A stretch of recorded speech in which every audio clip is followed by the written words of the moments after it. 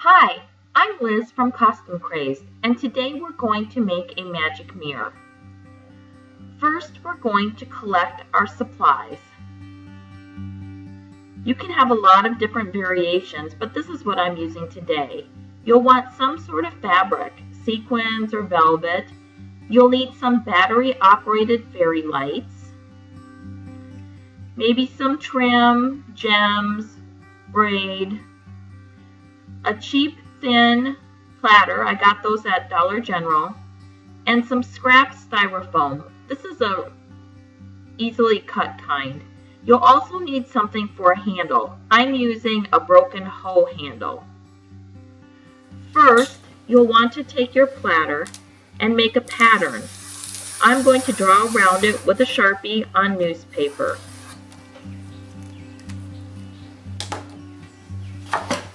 I'm going to cut this out along the line.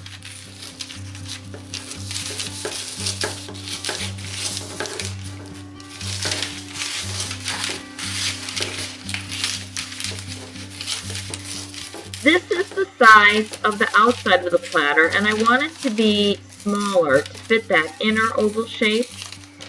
So I'm going to fold the paper in quarters. And then I'm going to trim off part so that it will fit on that inner part.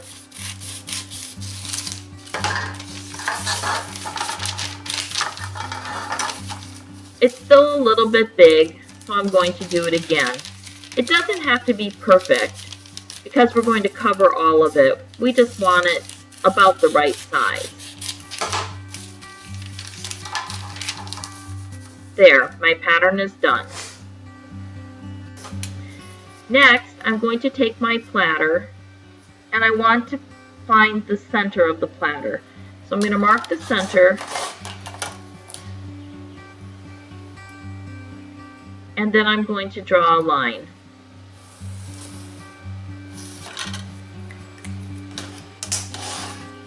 I didn't do a very good job, so I'm going to fix it. I'm just eyeballing this. I just kind of want it about in the middle. Again, it doesn't have to be perfect.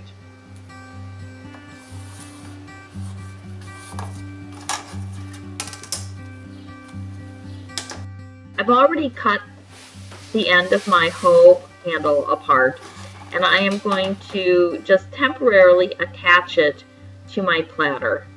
I'm going to use some masking tape to hold it about where I want it. I'm going to nail my handle onto my mirror with 3 small nails. You could also maybe glue it, or you could use a drill and screws, but I'm going to use nails because that's what I have. You can see I've already nailed 2 in and started this one. I'm pounding it, but it doesn't work well on my card table. I pounded it in on a hard surface like my driveway. Next, I'm going to cut out some foam. I'm going to put this around the handle so that you don't see that handle sticking up on the back of the platter. This is just some waste foam that came out of the package that my new dehumidifier came in. You can also use styrofoam or just about anything that you want. This is super easy to cut, which makes it nice. So I've got my oval cut out.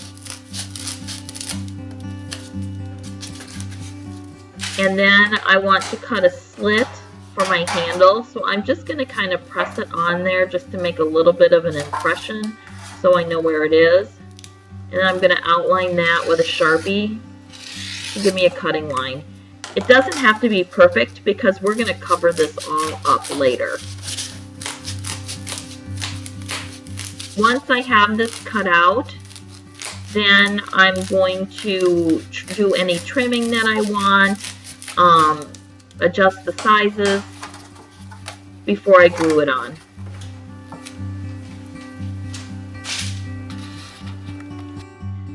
The next step is to cut out the back of the mirror. I'm going to trace around my pattern. I'm using a really bad Sharpie. I'm sorry about that, so you can't see it very well. But you just want an outline there. It doesn't have to be perfect, because we are going to actually cut about 1 inch away from that line. And that's going to go down the edge of the styrofoam. Here I am cutting out, and again, it doesn't have to be perfect because I'm going to cut a lot of this off later. For this mirror, I'm using sequins, and you can see this is the back side of the fabric. Because we are going to be gluing it on curves, I'm going to cut slits in the fabric about to the Sharpie line that I drew. There you can see I've gotten all the way around. Lots of sequin pieces. So here's my styrofoam on my mirror on the back, and I am going to hot glue this in place. I'm using high temperature hot glue. I like it better. I think it sticks better. It does take a little bit longer to dry, and you have to be a little bit careful because you sure can burn your fingers. I'm going to put a little bit down the sides of the handle just to kind of help keep it in place.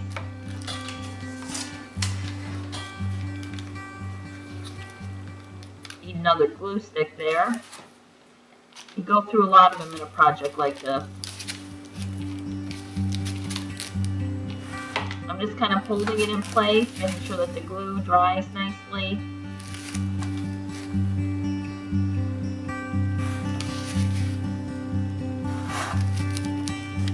Next, I'm going to put the fabric on. This doesn't have to be perfect. We just kind of want it in reasonably good position. So I'm going to make sure that the edges look like they're going to be covered. If by chance later there's a little gap, I can always splice a little piece of fabric in. The thing to remember when you're doing a project like this is that we're not worried about the up close teeny tiny details, because this is going to be seen on stage. So the closest anybody is probably going to be is 20 to 30 feet. A lot of people are going to be much farther away than that. So we're looking at the big impression, not the teeny tiny little details. Now that I've got it glued on, I'm going to trim off those little flaps that are right around their handle. And again, if I trim off too much, I can always splice a little piece in. It is nice to use a non-fray fabric here because then you don't have to worry about strings. Now you can see what I'm going to do is glue down all those little flaps one at a time, and because they're separated, they can kind of just overlap. And so it's going to shape nicely down around the side of our mirror. That one's a little bit long, so I'm going to trim it off.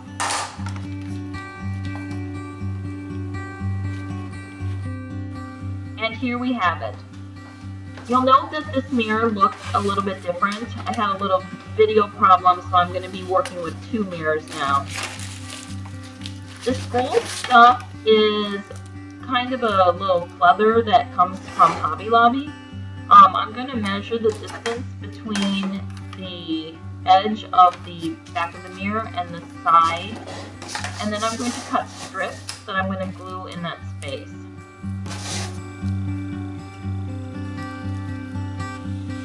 I'm going to measure how wide I want my strips to be.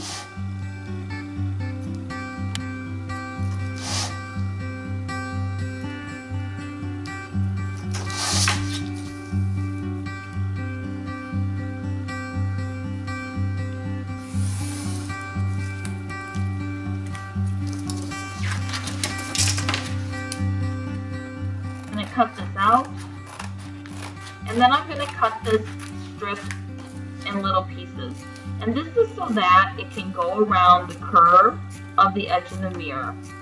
They can be various sizes. You can use longer ones on the sides and shorter ones like on the top and the bottom. I'm just going to glue these overlapping. The silver glittery stuff that I'm using is the same stuff that those headbands were made out of a couple years ago.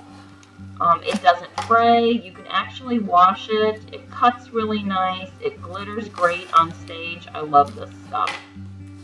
And And I'm just going to continue going around, overlapping those pieces to make a nice glittery edge. You can see I'm getting a lot of glue strings here. I'm not going to worry about those. I'll take care of them later.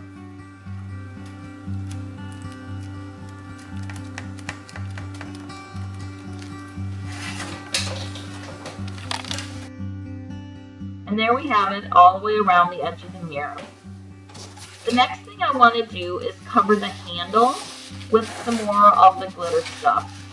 I'm just going to measure around the handle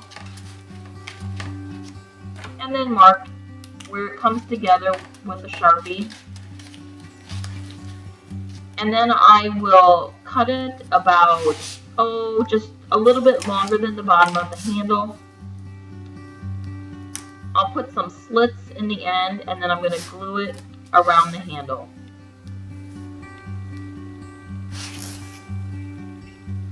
This is one case where, you're better off to measure twice and cut once. So if you forget your measurements or it doesn't seem right, go ahead and measure again. Better to take time now.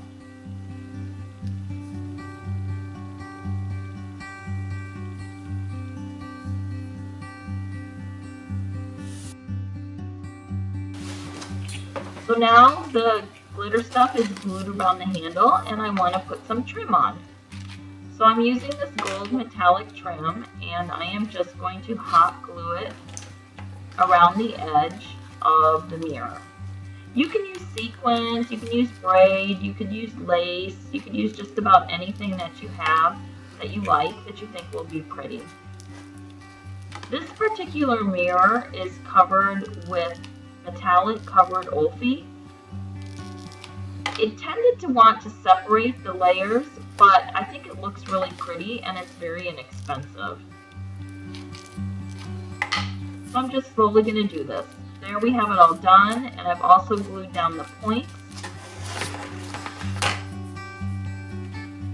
I'm going to add a little braid just around the edge of the handle, just because I kind of like to cover it up and I think it looks nicer.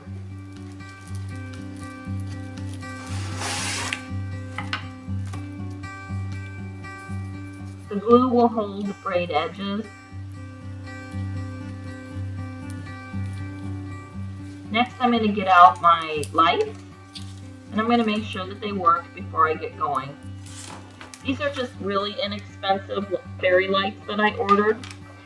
These have a replaceable battery because over the course of theatrical performance, you may want to have extra batteries to change them.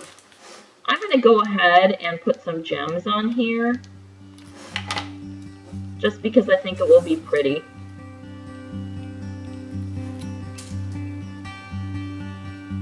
Obviously, the more expensive trim and the expensive crystals that you put on, your mirror can get more expensive. This one I'm going to use a rose embroidered motif that I happen to have. I'm just gluing it down with some hot glue after I put it in position. And then I'm going to add some crystals on it as well.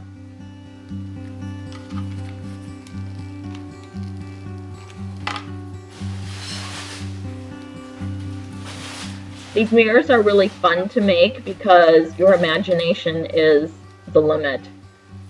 So there it is. I'm kind of looking at it to see if I like it. So for the fairy lights, I'm going to start where the lights are.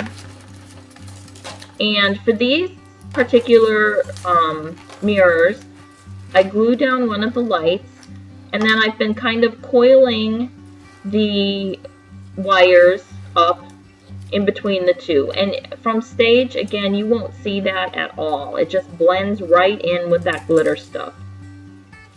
On a different mirror that I made previously, I had enough lights that I could run them on a straight edge. First I ran one around the outside of that gold trim, and then I glued them down again on the inside, so it kind of was a double layer of lights. However you want to do it. There is no right or wrong, and you just keep going along and gluing those little lights on.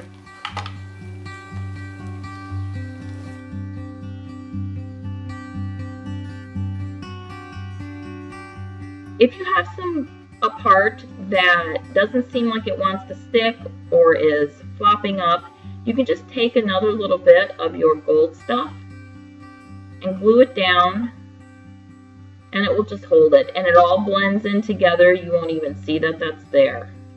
But that's a good way to reinforce any of the wires that want to stick up.